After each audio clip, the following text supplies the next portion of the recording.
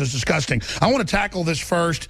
What you think of Gary Johnson? I mean, obviously, the mainstream media is pushing him as a messiah against Trump, so you know he's bad. The establishment is doing it. And then get into everything else that's happening, the economy, the world, where you see all this going. John Rappaport, investigative journalist with NoMoreFakeNews.com. Thank you for coming on with us today. Hi, Alex. Let's all vote for Hillary Johnson. She is going to divorce Bill and marry Gary. And let's have a big celebration because they are apparently as sleazy, slimy, and slippery as each other, and it's a good fit, I think. Hillary Johnson for president. I mean, they brought this guy in as an agent, basically. You know, I'm a libertarian. No, you're an agent. That's what you are. You're there to disrupt the vote, to take some votes away from Trump, as many as you possibly can, while pretending you're a libertarian who, by the way, wants to ratify the biggest globalist takedown ever in the TPP, Trans-Pacific Partnership, where that comes off as being libertarian is, beyond anybody's recollection or intelligence, because it's totally counter. So the Libertarian Party is out. I mean, they're gone. Why don't they just put up a sign that says, who's going to pay us the most money? We'll run the candidate that'll take the votes away from the other guy. I mean, that's libertarianism now. That's, to me, the definition of the Libertarian Party. We're for sale. Who's got the highest offer? We'll say anything. We'll put any candidate up. It doesn't matter what he used to say. This is what he's going to say now. And that's the way the whole thing's going to work. Beautifully said. They demonize Trump for coming up with good slogans to describe someone's character. Crooked Hillary, lying Ted. What do we say about Gary Johnson? Hillary's husband, Gary Johnson? Or Hillary's running mate, Gary Johnson? I mean, how do we describe him? Hillary's husband. I love it. I think that's a good one. Well, you coined it. I mean, you coined it, John Rappaport. Okay. Well, can I sell it? Do we got posters, stickers, whatever? Let's make I mean, I was thinking Snake Man Gary Johnson. I was thinking, election spoiler Gary Johnson. I was thinking Democratic Party, savior Gary Johnson. I mean, I'm not thinking of as good a terms as you have. I was thinking, I mean, how do you really describe him? Slimy Gary Johnson, anti-gun Gary Johnson. I guess it's really Hillary's husband, Gary Johnson, or Hillary's husband, Gary Johnson. I mean, there it is, as far as I'm concerned. She wore Bill out. He's gone. He's just a hulk. She's getting there herself, but in the meantime, she could use a little bit of an infusion of energy from somewhere. So let's marry off Hillary to Gary. Hillary and Gary. Hillary Johnson. It really is transparent, though. How can the Libertarians support the secret TPP that basically they now admit takes everything over? It's the world government final mega treaty. And you've got him then bringing an anti-gunner who says arrest people that have guns that hold over 5 rounds nationwide, make them all criminals. I mean, how in the world are Libertarians putting up with this? I don't know. I have no idea. I mean, who are they even now? They come together, what is it, every 4 years, and they pick a new guy to run, and then they go away. They don't have any status or standing that they've established on their own. It seems like they're just basically raising money off the word libertarian. If they didn't have that in their title, if they call themselves, I don't know, the Gary Johnson Party or just the 4-year party, every 4 years we nominate somebody, nothing would ever happen. I mean, they're just poaching on the word libertarian, which has a history. It does mean something. Ron Paul was over there, on that side of things. But now it's just, we're for sale. Who's got some money? We'll offer you a candidate that'll say what you want him to say.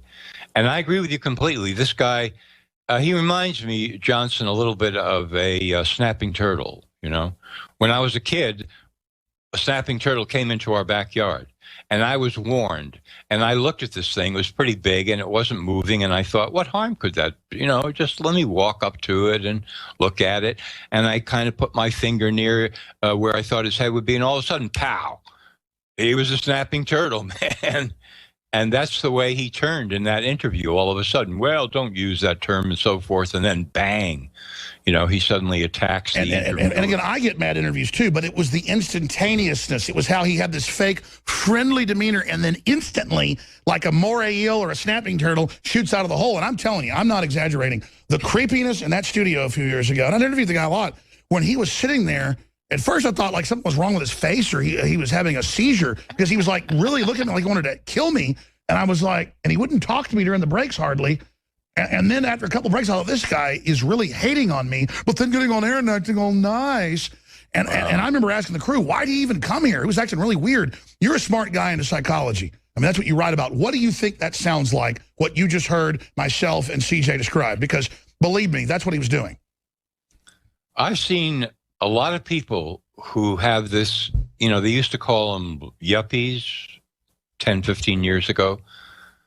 A sense of tremendous entitlement, education, scholarship, learning, and all of this. And they talk and they smile and they kind of come off like sort of wimpoids, and they know what's best and everything. They love listening to themselves talk. They love listening to themselves talk, and they feel, white shoe, as you said, very entitled. But of course, I'm for the masses and everybody, and I love everybody and all this bullshit, basically. But then, if you puncture that, suddenly now comes the real person, right? Who's totally unhinged, snapping turtle, who can't stand to be around anybody that disagrees with them or challenges their viewpoint or even asks them a pointed question like this guy did in the interview. No, that's not allowable. Suddenly, they go crazy. And that's right. They can't even debate. And now I realize that's why he was getting so mad. I was just nicely debating with him, and he was getting madder and madder. Yeah, they can't enter into one of those conversations at all because they have to be, on top. That's basically, it's kind of like a fascist in a great picture there, a fascist in sheep's clothing, right? And they're very nice, and they kind of come off as humble, and the whole thing. I'm sure that you could get Gary to talk for hours and hours about his phony ideas on white privilege and how he's doing penance and repentance for this and that, and everybody else should, and all this kind of stuff. And then all of a sudden, there's a good resemblance between this turtle, snapping turtle, and Gary. The nose, the mouth, he's ready to, here he comes, It's that schizoid thing, where he's going to be wonderful to everybody about everything until there's a danger that, he might be exposed for something that he's saying and that it's wrong and that you're going to drill down a little bit deeper and it's going to get wronger and wronger and wronger. And then all of a sudden he's going to totally snap at you. And that's what happens. This is a longer interview the Town Hall did a great job with. He never debates anything. He just goes, no. Well, what about the executive orders of Obama? What about how we're being run by foreign treaties? I'm not discussing it. I'm an intellectual. I guess exactly. Really he's an empty suit is what it comes down to. I think so. And you find that with college professors, for example. When you actually start to engage them on a point that they can't really defend, and they've got their whole mask set up so that this is the way they're going to feed you their spiel and so forth, and now you puncture that, college professors can become instant snapping turtles. You go outside their box where they've got everything figured out and defined. I mean, this is, again, entitlement. It's a position. I've got my position. I won my position. I earned my position. And like you said last week, part and parcel of totalitarianism, whether it be fascism, communism, whatever it is, a cult, is that it's all rigid top-down systems where everything's got to be finite and basically frozen in time. That's what these people are looking to build. That's why they hate the Renaissance system. Absolutely. Yeah. Open, freedom, creativity, imagination, new ideas, new frontiers. Let's have solutions instead of insanity. Let's have real solutions. Let's lift people up instead of making them permanently dependent upon whoever the leadership is, the government, and so forth and so on. These kinds of ideas. Hey, I've got an idea, Professor. You're talking about how sympathy for the people who are downtrodden and so forth and so on. Do you know that in Chicago, there's a group of people who are operating inside a huge building, and they have an urban farm there? And people from the inner cities are growing food, fantastic amounts of food, and they're learning how to grow food, and the kids are there, and they're trading food, and this is like a renaissance of nutrition. And if the government wanted to, the federal government, they could suddenly show up and say, you know what, this is a fantastic idea. Instead of spending $2 trillion on the war on poverty and failing completely, let's spend a few $1 million, and let's put, how about 4,000 of these urban farms in inner cities across America? No, instead, as you know, I've had the guy on that did it. In L.A., when he started planting stuff in the mediums, they came to try to stop him. But he fought back, and it backfired. But exactly, we need to bring urban farming back. We have a special coming out next week with Tim Kennedy about urban farms. And this is exactly getting back to normal agrarian activity is the beginning of relaunching humanity. And that's why they're trying to harass the Amish, these city farms. They're going after true independence for a reason. Absolutely. And also, I mean, here's perfect community organizing. You know, 6 people get together and say, we're going to start an urban farm, and everybody can come in on board, and we'll trade food that we grow. And kids will be running around, squeezing the cantaloupes and the squashes and whatever, and they'll learn how to plant food, and everybody will be happy, and they'll be eating nutritious food and so on and so forth. I mean, you would expect a federal government that had any kind of sense, that actually wanted solutions to poverty, would put that at the top of the list, right? So you bring up something like this to a guy who is entitled, white shoe, yuppified, trying to be distinguished and so forth and so on. And all of a sudden, it's outside his box. It's an actual solution. You say, well, instead of writing all this bullshit about how the people who are in poverty are doomed unless we revolutionize our minds about privilege and all, how about we just actually help people to lift themselves up? What an idea. Oh, no. Now they turn into a snapping turtle because they feel threatened. Because exactly. They want those inner city kids in there 12 hours a day watching TV, the other hours of the day, at school under government brainwashing. And notice every city that's Democratic Party run is the most horrible cesspit you can imagine. And they know it's a system they're running that they now want to deploy nationwide, worldwide. We're about to go to break, but I've got a lot of issues I want to raise, a lot of clips I want to play, a lot of things I want to go over with you, John Rappaport. But what else do you want to be covering today? Give us a preview. Well, we can certainly talk about this pesticide spraying in South Carolina that killed millions of bees in what sounded like one day. I mean, this is like a chemical warfare against South Carolina, the Zika pesticide. So we can touch on that. But they said it was safe. Oh, yeah, absolutely. No problem. Yeah, maybe a little bit of a health problem. All of a sudden, the colonies are gone, the bees are gone. And what about the people and the animals? Oh, no problem. No problem. Just let's move on. Well, I mean, even the London Guardian says radiation is no longer really bad for you. I mean, you saw those articles by Monbiot and others. They said we should, radiation's good, John. Okay, well, let's move next to some nuclear reactors. Let's all move to Fukushima then, right? I'm sure the condos there are pretty cheap now at Fukushima. What we see happening is the insanity of the elite. Those that the gods would destroy, they first make mad. And we're just here, watching on the wall, Paul Revere's, self-interested. I mean, I don't want to live in a collapsed society. And we see what's happening in Europe, in Germany. We're getting into that. We're into the economy. We're going to cover what's happening with the bees straight ahead with John Rappaport of NoMoreFakeNews.com. I'm Alex Jones with Infowars.com. And I've been pretty darn nasty to Gary Johnson. I held my tongue, haven't had him on in years because the guy gave me the willies, and now he's an anti-gun, pro-globalist little creature working for Hillary. We're going right back to John Rappaport of NoMoreFakeNews.com. Steve Buscenic joins us in the next hour for like 30 minutes, and then I'm going to take phone calls the last 30 minutes into the fourth hour. I may even host some of that today. We've got a lot to cover. Anthony Gucciardi is going to be co-hosting with me in the fourth hour today. I'm going to go ahead and do most of the fourth hour. I made that decision because the crew does so much work with all these clips and all this research and all this incredible stuff I haven't even gotten to yet. I must cover it all. But I want to be clear with everybody out there watching. I don't look at the news and try to come in here and exaggerate what's going on. My head now, more than ever, spins when I do research. And it's so much crazier than I can describe to people. And they've had the White House run Media Matters, and others make a big deal out of me saying on air, I've studied this for 25 years. I don't know about spiritual forces in the universe. I've studied physics. I've studied what the elite believe. Billions of Christians believe that the devil is an outside force fallen on this planet, manipulating humanity to kill, steal, and destroy, and basically attack God's creation. And then I look at the world and what the elite are doing. They'll go out of their way to hurt the planet while they claim they're the guardians of it. They are trying to play God. Ray Kurzweil says he's going to merge with machines and become God.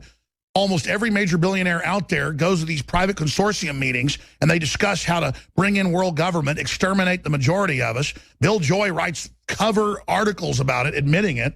And then the White House puts out a thing saying Jones is crazy and says space aliens run the planet. No, what I said is that what you read in the Bible and what the Bible says the devil wants to do to us is basically what I see going on. So whether you're a Christian or whether even an atheist, you look at what's going on, they're creating aliens on this planet. Then they cut right there, and they put it in the New York Times, and they say, the guy that Donald Trump calls brilliant says, it looks like space aliens run things. No, that was a complex discussion I had. I said, I don't know that. I haven't seen that. The globalists act like aliens. Psychopaths believe they're their own species. The elite in big college papers and books say they're going to break away and be their own gods. I just quoted Ray Kurzweil. I can quote all these people to you. So whether it is the devil, whatever it is, the elite are basically manifesting this. When they splice humans with animals, when they do all these horrible things, when they create all these GMO hybrids and release them out in the open air, from microscopic up to humanoids, it's extremely dangerous. Then, do these creatures have rights? They're in this gray area. Animals have rights, humans have rights. These are the big discussions. And then the White House organs make a joke about it, so we can't have a debate as all this technology races. Just like I told you the NSA 20 years ago was listening to keywords and putting it in dossiers, and the DEA was doing parallel construction, setting people up with fake court cases. I had whistleblowers on at the time who were just as important as Snowden. But back then, they didn't arrest whistleblowers, so it never even got coverage.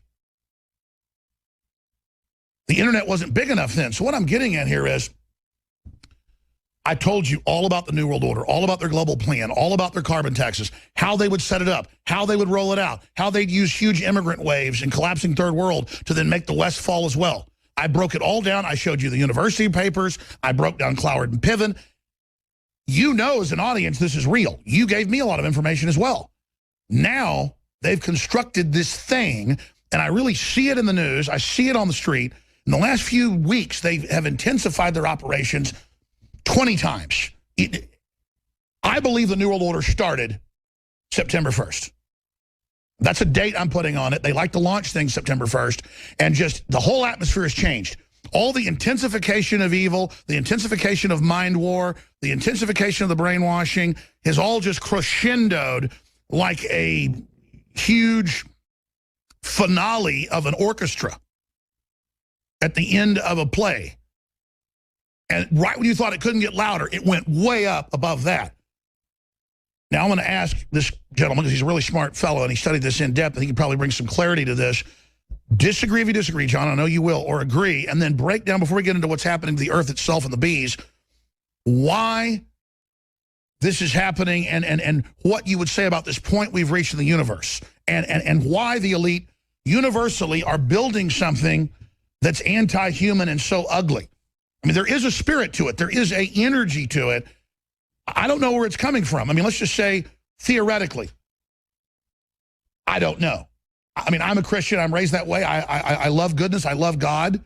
But let's just, for the sake of debate, what is it? And then we're on this planet out here in the universe, floating around, hurtling through space at 40,000 miles an hour, and then people make a joke when we talk about evil in the world, and where does it come from? Every culture has marveled, why do some of us do these bad things? Why do elites organize together, build pyramids, and start chopping virgins' hearts out? I mean, what's going on? Because 99% of us, John, don't want to do that.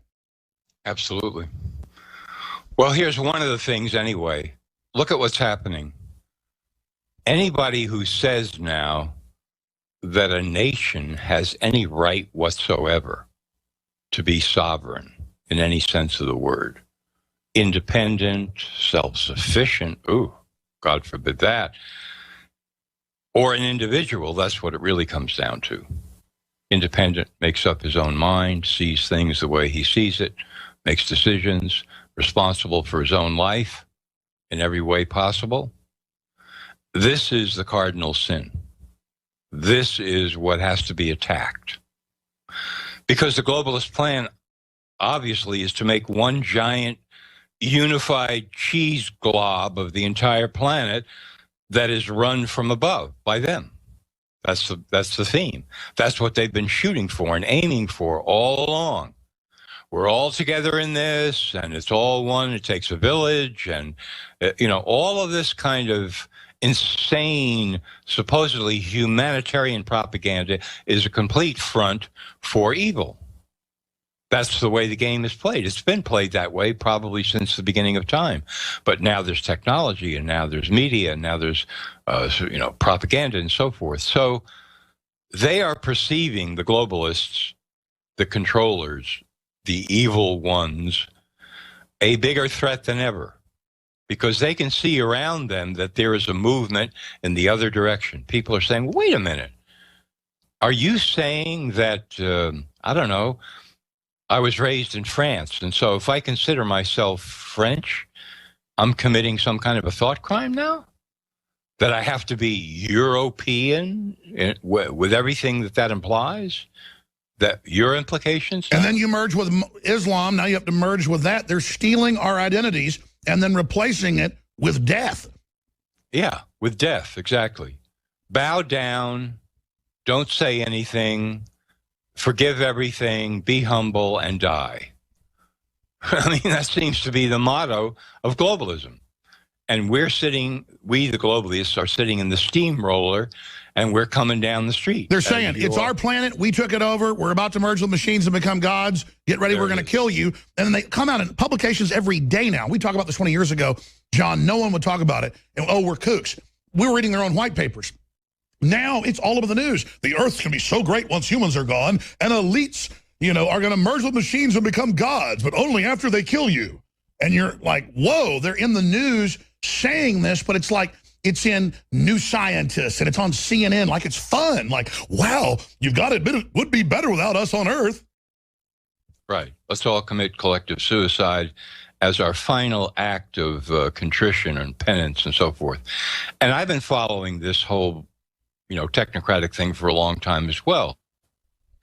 The whole idea, like Ray Kurzweil and the I know you have. That's why I've got you. I mean, that's why I raised it. Go ahead. And the techies, the rise of the techies, the idea that they suddenly got into their heads that information itself is some kind of spiritual quality. And if we can just supply people with the right answers through, shaping information and the right algorithms, then everything's going to be peaceful and fine on Earth. And the way to do that is to hook up the human brain to a massive supercomputer that's floating somewhere in space. I mean, they take this as obvious, and if you start to raise questions, wait a minute. You're saying that my brain can be connected to a computer, and what is this computer going to give me again? Answers to questions? I mean, how is that different from the priest class that rules Egypt or Stalin or somebody else who's giving me answers? Even if they're supposedly the right answers, they're not my answers. I didn't come to those conclusions. I'm now going to be at the mercy of a computer? And then they say, well, yes, but it's not only that. You see, maybe you want to play the piano. We can download that into your mind too. Or you want to hit 60 home runs a year in pro baseball. We can do that for you. Or you want to leap tall buildings in a single bound. No problem, because the computer can give that to you. And people just sit there and go, boy, this sounds like a really great future.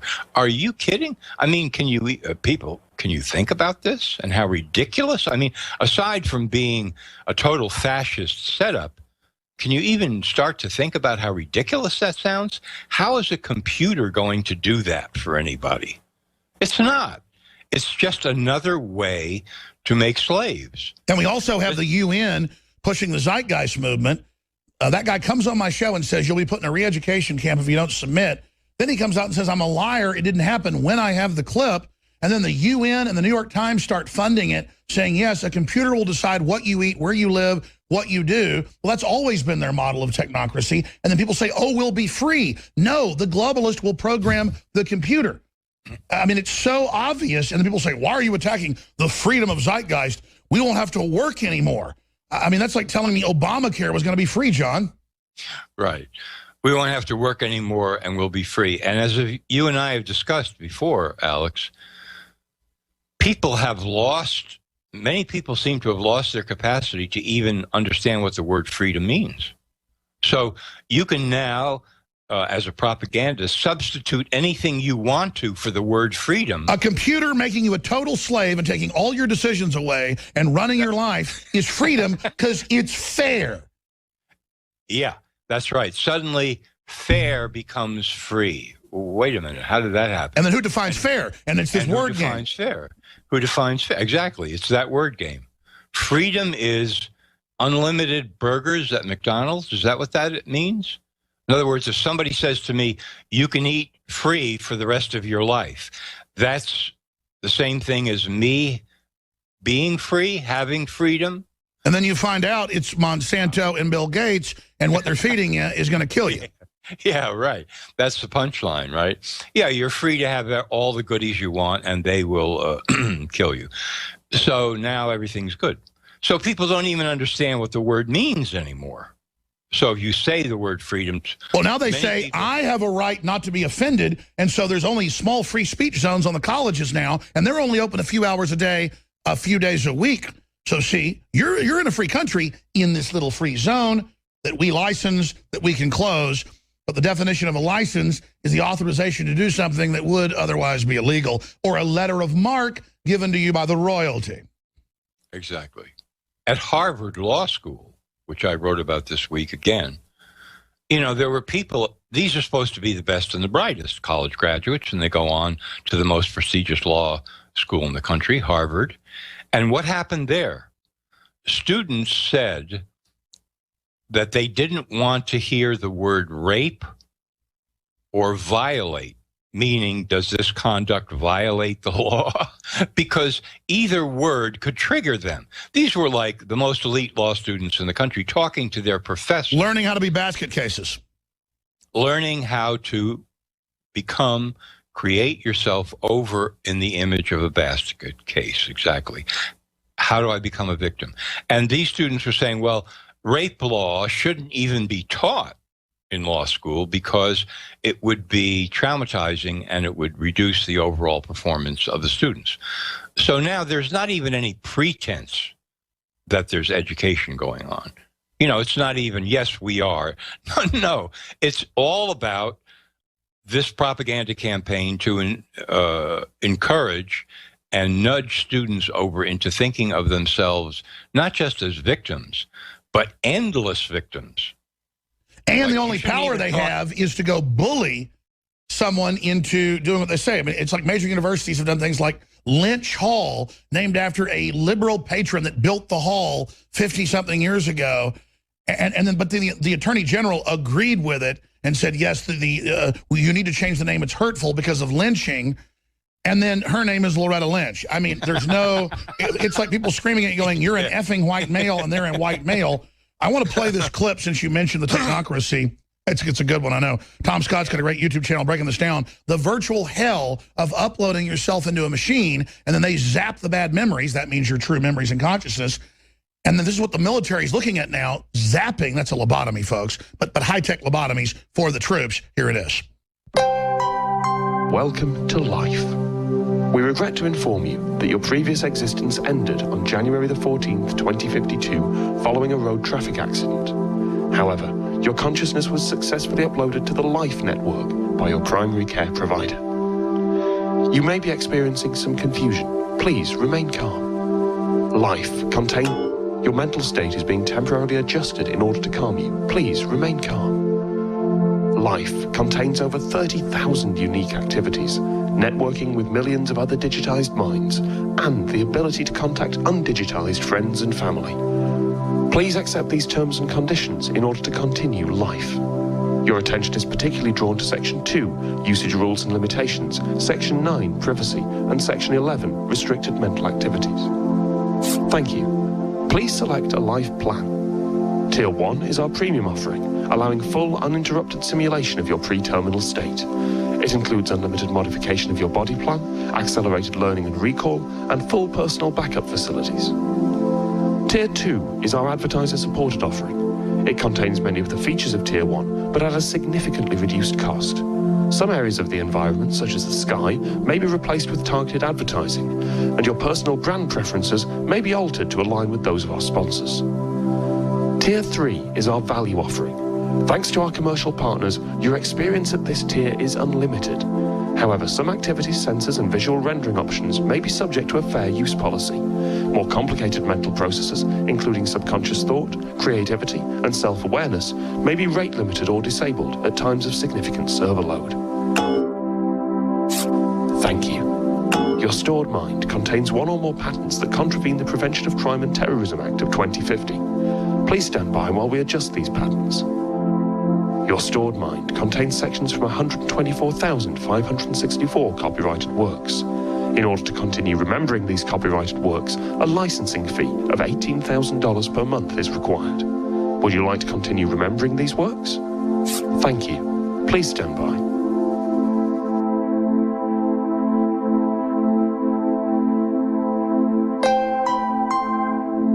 Welcome to life.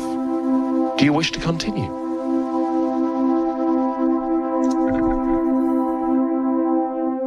TomScott.com. I'm going to get Tom Scott on. Amazing work. See his YouTube channel. Now, ladies and gentlemen, I first envisioned this probably 15 years ago because I knew that they could go out randomly with bots, target things on third-party platforms, and just have them deleted with no due process. And then when Shazam came out a decade ago, when you could hold up your so-called smartphone when they first came out at the mall or wherever, what's that song? It would tell you in like 10 seconds. I remember thinking, they're going to use that to go out and find copyright music and stuff, and of course they were. And then I realized they could go out with these bots, pick up my voice algorithm, and erase me across the web under a globalist system if they're able to get all these draconian anti-free speech regulations and treaties in place. Now, in 2016, they hand the web over to the UN next month. The UN is admitting they're going to be shutting people down worldwide. If they even criticize radical Islam, you name it. YouTube has put out new terms of service saying, we'll demonetize you anytime the community complains and our diversity specialists say so. And these are diversity specialists that will certify... Pardon me, you were popping the mayor, what were you saying? There, CJ? Sorry, I was communicating with John Harmon at GCN. Oh, sorry, you had the pot open to the network. Sorry, they were talking. Anyways, it's fine. We're teleprompter free. It's live radio. They were talking to the folks at the network. Now, continuing, they can just erase your voice all over the web. Boom, like that. And now they're actually talking about doing that. And then here's an example. Joe Rogan had been on my show probably 30, 40 times over the years. And all of a sudden, our YouTube channel was shut down. And I went in there, and it was all these copyright strikes that I had Joe Rogan on. It wasn't music. It was him talking to me, but they had monetized. He'd signed an agreement that he didn't fully understand, his spoken word. And so I was being hit for copyright for having a conversation with him in studio. And he had to have the copyright group working with YouTube go and switch all that off. So what I'm getting at is, when you just saw that terms of service piece from 2012, with a theoretical system in the future, that's actually what Ray Kurzweil's talking about. And that's what happens when you upload your, quote, photos, your documents to the cloud. You're opting in to give them everything you already are, and you can see the premeditated architecture and nurture of this. John Rappaport. Boggling. It's boggling. That is the idea. you establish this huge commons, you want to call it, where information is everywhere and so forth and so on. And then you see that behind that is the intent to control, rule, absolute control of all of that. We can delete this, we can delete that, we can take this out, we can add that. In fact, we can claim that this person over here actually said this when he never did. And then we can back that up with 1,000 confirmations that that's true when it's a complete lie. And by the time we're done, that guy won't even know who he is anymore, because he'll be misrepresented in a million ways all over the internet. And then we can establish these machine bot trolls by the thousands and millions to back up everything that we're doing and screaming online and everything and all of that. You know, so, I mean, this is like a propagandist wet dream. We're going to run information, we're going to rule information, and now you expect that somehow this gigantic computer in the sky that your brain is going to connect to is going to be benevolent, inviting, open, interested in your ideas? I mean, are you crazy? This is total fascism. This is total mind control. And talking about DARPA, I mean, they're involved in a project, for example, now where they want to be able to insert images directly into your visual cortex, bypassing all the normal channels of perception, so that it isn't even a question of trying to regulate or change what you see. Seeing will become what's inserted into the visual They will cortex. broadcast directly to the brain and have already been able to successfully do it. John Rappaport showing his great knowledge of what's happening. And for listeners, we're not trying to scare you. This project's ongoing. They released it a few years ago, declassified it, but from a private corporation, that Google, when it was founded in the late 90s, was having a board meeting and was getting CIA funding. This is all admitted. And the feds are saying, we already have search engines. This is NSA technology, you know, that searches your phone calls and your emails. I mean, that's what search engines are, is basically an NSA search of their word database. But now they get you to opt into it and then can direct you where they want to go. And that's a dumbing down of the whole process, but that's the basics. Well, when you expand this now, they went on to say in the minutes of the first corporate meeting of Google, they said, excuse us, this is not just NSA systems that you gave us. We know that. We're going to control reality by getting everybody to feed their information into it. And there'll be a human-computer interface that will teach it how to have a more than human brain, more than human, and then it will start giving impulses out to the humans to control them, and we're going to have an AI system that can predict the future and then manipulate the future through the billions of humanoids that are interfaced with us. You can go read all this. I mean, this is so diabolical. Please continue. This is obviously where they're going with this. I mean, from the beginning, you could see this is what they want. They always want more control. It's not just enough to give you an idea that then you suddenly think is your own when it's really somebody else. No, this is about absolute control. This is the whole idea. This is where they're going. This is what they've been aiming for. So they're thinking now, well, it's all about the brain. 21st century has been called the century of the brain. You've got laboratories all over the world where researchers are doing work on the brain, compartmentalized all over the place. Many researchers. And they're all talking about how they are working to cure diseases. And most of them believe that's true. They have no clue. They're what I call high IQ idiots. And so all of this work and research is being collated, and behind the scenes, the whole plan is to be able to control the brain at a distance. Absolutely. That's where they're going. That's right. Let's do 5 more minutes, and Dr. Pachenik joins us. I want to talk about what's happening to the physical earth. The globalists aren't just assaulting humans. They're assaulting the entire fabric of life on this planet, engaged in vandalism, the likes of which we've never seen. Stay with us. What we're doing is just an emergency transmission, so humanity has a choice to be aware of what's happening. Because the globalists don't want to give you a choice. They think they can sucker you into this. And what we're telling you is the truth. It's all out in the open now. We've really moved quickly into this. And my basic boil down is this. The globalists have the money, the power. A lot of them are mentally ill. They're inbred. That's admitted. They hate themselves. That's why they say humanity's ugly and bad and fallen, and that we have to get rid of humanity and transcend to some new creature. But first, we have to all be wired into it. It's about control. It's about evil. But most of the mid-level people that go along with this plan do it because they hate themselves and they're projecting it onto the rest of us. Is that an accurate statement, John Rappaport? Yes, they hate themselves at the highest level, and they always have, because they see something that's totally inauthentic about themselves. They don't have any real life force. They don't have any of the kind of ambition that an individual that's free and independent has. You know, I want to do something in my life, and this is what I want to do, and I'm all in, and it's fantastic, and I wake up every morning, and I want to keep pushing it, and it's great. No. Their whole thing becomes, I wake up in the morning thinking about how many more people I can control.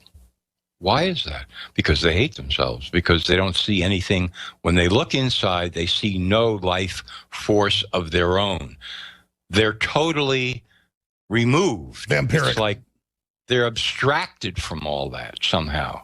And that's why they hate themselves. They're like dried out prunes that have no life left. And does that projection go onto the earth because they seem to hate it even more than us? Yeah, exactly. While they crow about, you know, let's bring the earth back and the radical environmentalist movement and all that, that's just a mask and a smokescreen. Behind that, what's really happening is they want to, you know, just destroy path. That's all they've got left. They've got nothing left but that. And you had a guest on, I can't remember who it was a few months ago, and he was saying, you know, I used to think, okay, they're going to destroy a certain amount, create chaos, come in behind that, establish order, which I believe, yes, that's the agenda, that's the old pattern, whatever. He said, but I'm beginning to think that now they've gotten so crazy that they're just all out for total destruction without any second act. That some of them have just gone so far off the rails, that's all they can think about. And that's why I'm saying there's an evil force, because it's clear, oh, take over, create world government, kill 80% of people, and then we'll ascend and be gods. Well, of course, once you get to that point, you're not really going to ascend and be gods. That whole paradigm is just going to continue. And it was Gavin McInnes saying they just want to blow it all up, period, just because they're like throwing fits at their daddy or something. Exactly. And they also kind of see that they're losing. That something's happening now, that people are emerging who don't believe what they say anymore. Absolutely don't believe it and at all. And see through everything they're doing. And see through everything that they're doing. Yep. Well, I've been told this by major billionaires, globalist, top people. They say that this show and others like it, they actually tune in to get reason to what they're doing because they can't even figure out what they've done, but they find that what we talk about and what you talk about is very profound. So there's a reason the elite listen, because they actually get sanity here. They figure out what they're actually doing. Well, if they listen to today's broadcast, then they may go out and commit suicide, because what they're actually doing is just complete evil. I mean, that's the bottom line on it. You know, if they had any lives of their own, they would be pretty much minding their own business. I mean, that's one of the signs that you have a life of your own. Exactly. It's not that you just are shuttered off from the world. Absolutely not. Or that you let things go by and you don't care when the air is poisoned or any of that. I'm not saying that. But on some level, when it comes to, you know, social interactions and people, you're not meddling in everybody else's affairs. Meddling is the sign of a tyrant. Exactly. Total meddling. Well, I mean, when you've got your own full life, you can barely even deal with your own life, much less your neighbors. Right, exactly.